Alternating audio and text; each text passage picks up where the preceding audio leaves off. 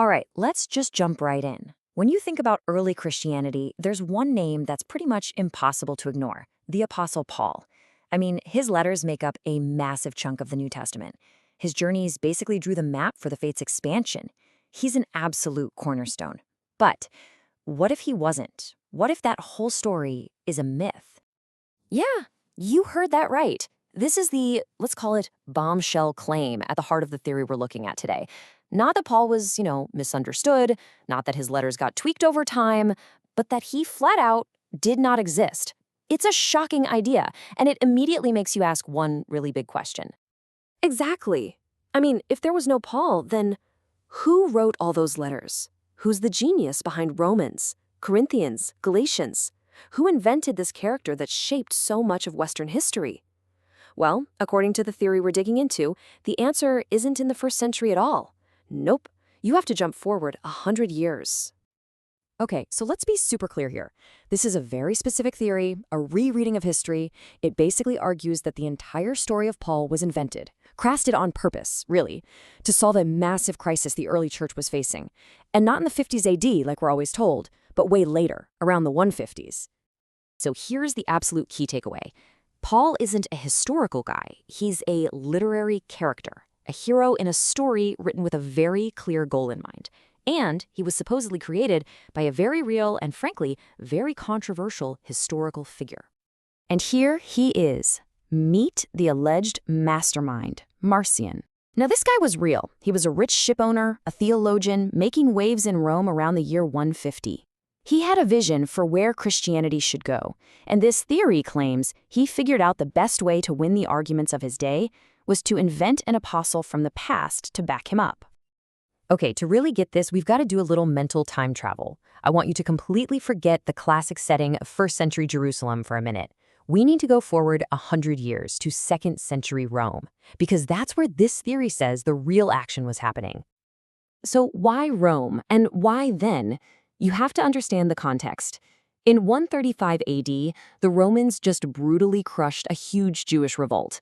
After that, anything associated with Judaism became, well, incredibly dangerous. The Romans weren't messing around. And it's right in the middle of this tense, high-stakes environment that Marcion shows up in Rome with his big, bold new plan for the church. This put the early Christians in a really tough spot. Remember, the whole movement started as a sect within Judaism. But now, what do? Do you stick to those Jewish roots and risk getting crushed by the Roman Empire? Or do you pivot? Do you transform the faith into something totally separate? Something, well, safer and more convenient?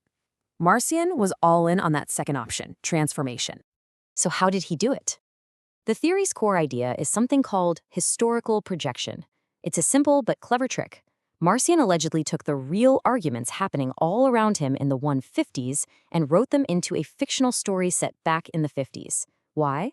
To give his own opinions the ultimate authority, the stamp of an original apostle. And check this out, this is the perfect example of what we're talking about. The traditional story, the one we all know, has Paul going to Jerusalem around 50 AD to debate the big leaders, Peter, James, and John. The theory says, no. What really happened was Marcion went to Rome around 150 AD to debate the church leaders there.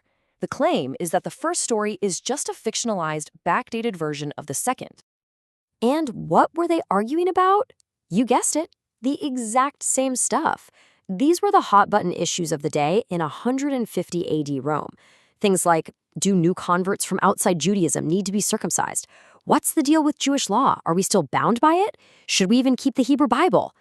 This theory argues these were 2nd century problems, not 1st century ones. It actually gets even wilder. The theory suggests that the names Peter, James, and John in Paul's letters aren't even supposed to be the original apostles at all.